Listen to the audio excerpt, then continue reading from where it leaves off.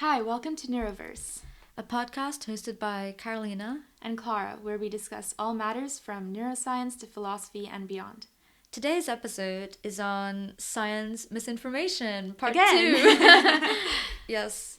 Because there's a lot of misinformation out there. Yes, and we thought it would be relevant to do another segment on some science misinformation that we've come across. So today, the topic I'm going to be talking about is collagen and how it's a billion-dollar cosmetic industry, the fact that collagen products are being sold. So collagen is produced by your body, and it's produced in the skin, and it helps with joints and cartilage. And collagen production drops quickly due to sun exposure, smoking, excess alcohol, lack of sleep, etc.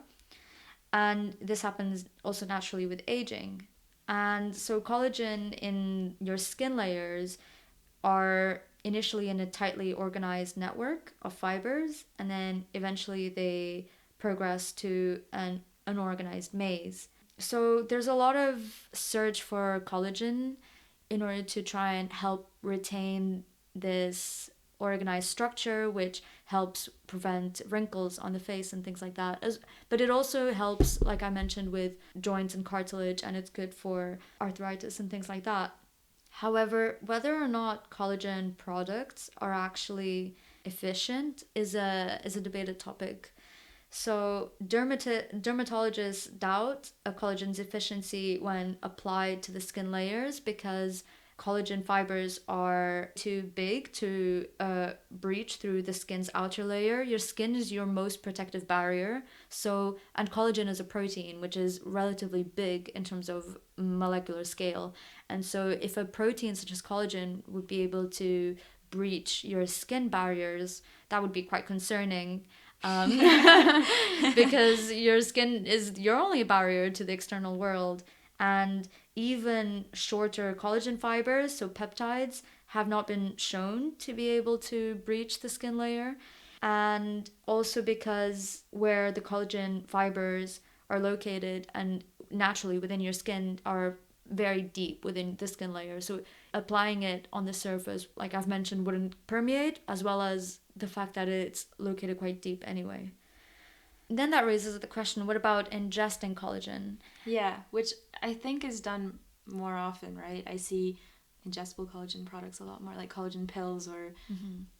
I also have to mention that I know that it's a really big thing, specifically in some Asian cultures, to have collagen products, like food products, like collagen soups is a huge thing that I personally was brought up with as well. So when you did mention this topic to me, I was like, oh, but I've been drinking collagen soup for a lot of my life, and is it really not feasible?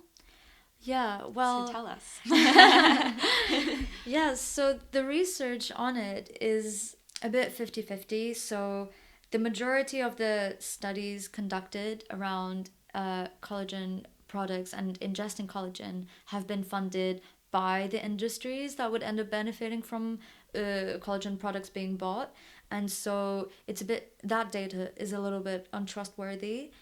This is like the idea of information not being completely wrong, but just being inflated. Yes. Yeah. Or there are existing conflicts of interest. So there is a lack of studies conducted where the funding doesn't have a conflict of interest, so it's a bit difficult to derive a conclusion. However, from the research that I came across, it is believed that collagen as supplements don't really have a direct effect on your skin because the way it works is you ingest collagen and your stomach breaks it down into amino acids, and then those amino acids go to wherever your body needs them to be. Right. So what I came across was that if you ingest collagen, it can be broken down, and then it can be used to reform collagen, and as effect like in your body and help therefore kind of indirectly to promote collagen formation. But then this can also occur without ingesting collagen, but just by ingesting any form of food that contains all essential amino acids, which includes like a lot of meat, I believe. Yeah. And also for all of the vegetarians and vegans out there who face people telling them they're not getting all the essential amino acids, you are if you're eating things like tofu. So that's exactly right. Do you have more examples? I do. I read an article that also said the same information, and yeah, they did give other examples of like legumes and I think soy as well. And yes, that's exactly right, that yeah, perhaps taking collagen doesn't directly affect the skin, but by breaking them down into the necessary amino acids, then your body reforms them into collagen. However, there's no way to control it, and if you're needing amino acids in another area, then that's what it's going to form. It may form a different protein. So instead of spending tons amount of money buying collagen, you can just invest in a healthy diet and get all your essential amino acids. Lifestyle medicine. Yes. But there are some foods that have the essential amino acids that make up collagen, namely glycine, proline, and hydroxyproline. But not only are these amino acids essential, collagen also needs nutrients such as zinc, which again are found in certain meats and shellfish, but also in legumes, nuts, seeds, whole grains, and vitamin C from citrus fruits, etc., etc. So this article emphasized how it's more favorable to have a healthy lifestyle and a balanced diet than taking supplement collagen, because essentially you're just paying more for the same end product. And at the same time, it may also encourage behaviors where you don't support this healthy lifestyle, such as imagine you feel like if you take collagen you don't need to sleep as much, or you don't need to eat as healthily, whereas That's so true.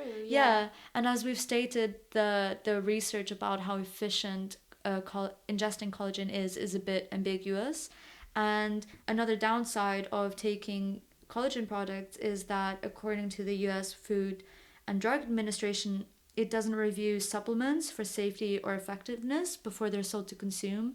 Only pharmaceuticals are reviewed, but health supplements aren't. So any health supplement. So it seems to be overall better if you do have a healthy diet.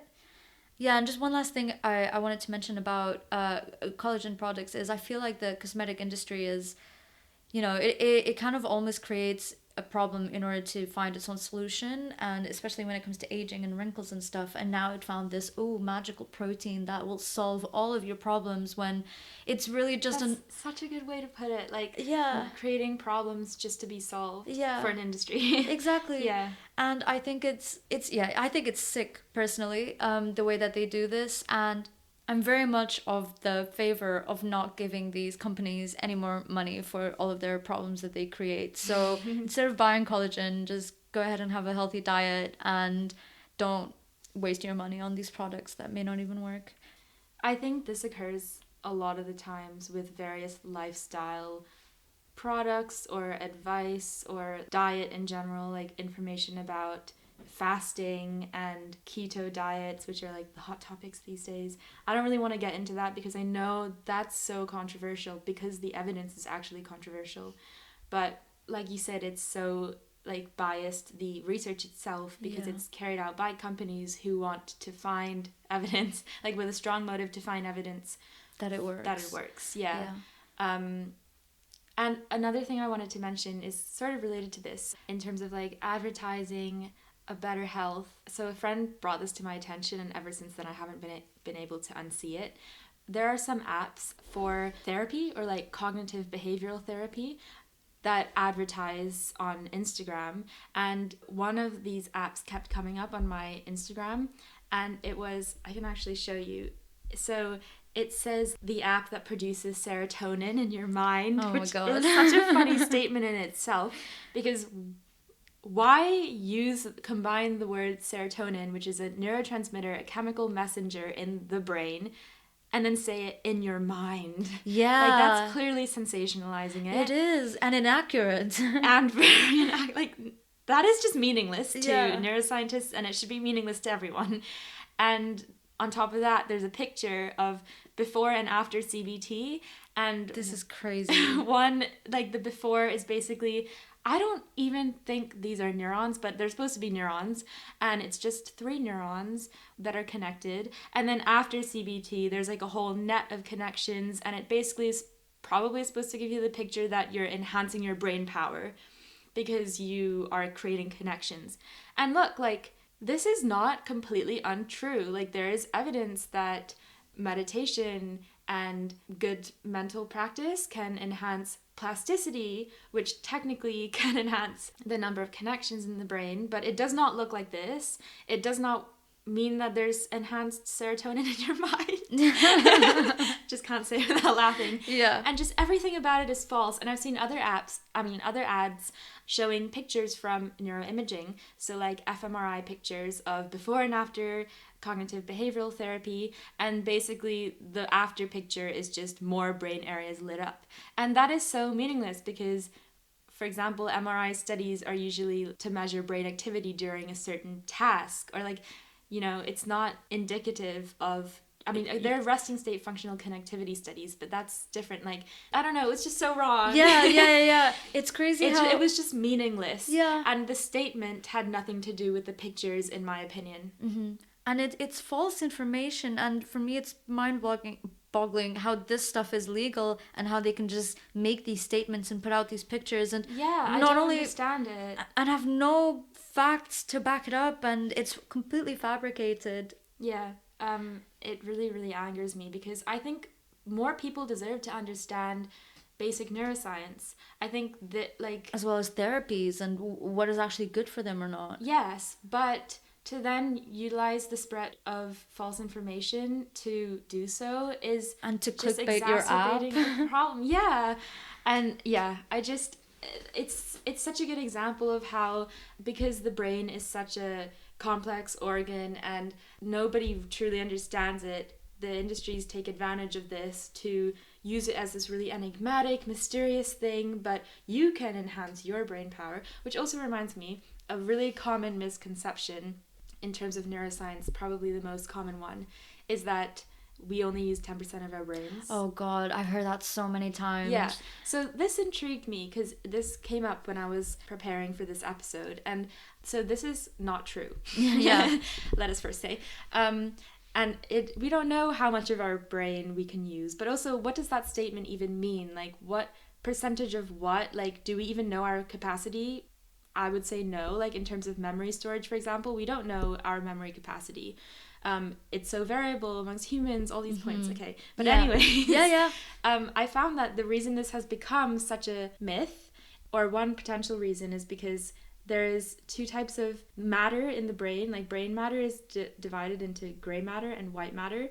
And gray matter is mainly made up of cell bodies, whereas white matter is mainly made up of what is called axons, which is the long part of the neuron that transmits the information. And because less of the brain is gray matter than white matter, this could be one basis of the fact that people think you only use that smaller part of your brain that's comprised of the gray matter. No, that logic makes sense, even though the myth is incorrect. Yeah. But it also doesn't make sense because that's assuming that nothing happens in the white matter, which is made up of axons, which are responsible for the firing of action potentials, the transmission of signals. Like, you just can't have one or the other. Yeah. Like, you can't have gray matter without white matter, and it's such a gross classification of matter in the brain anyways.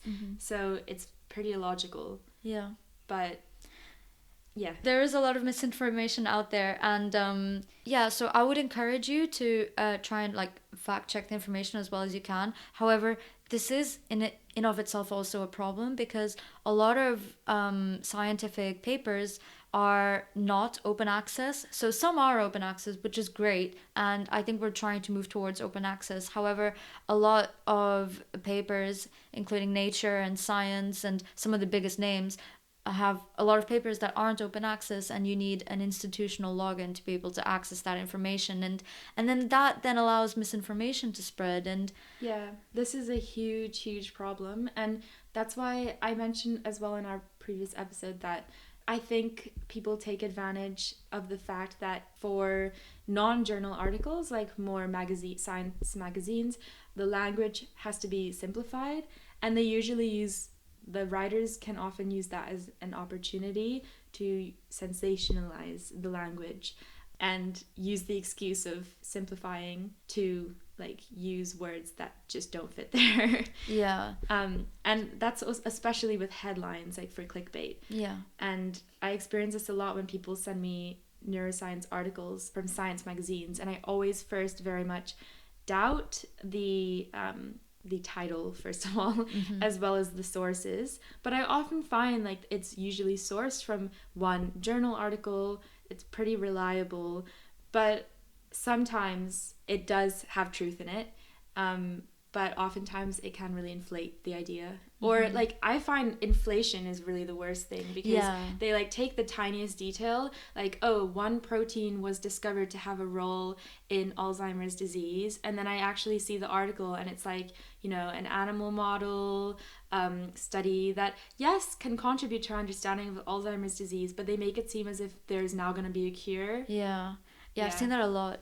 I will say though that there are a few good science magazines out there. One of my favorite one is Quantum Magazine. We love Quantum Magazine, but it is not simple. Their articles, yes, but I find their podcasts quite simple. I think mostly people could understand their podcasts. Yeah, so on that note, I hope you enjoyed this episode and that you'll think twice about buying collagen pills, and also think twice about any adverts on serotonin of the mind and etc. etc. Thank you for listening.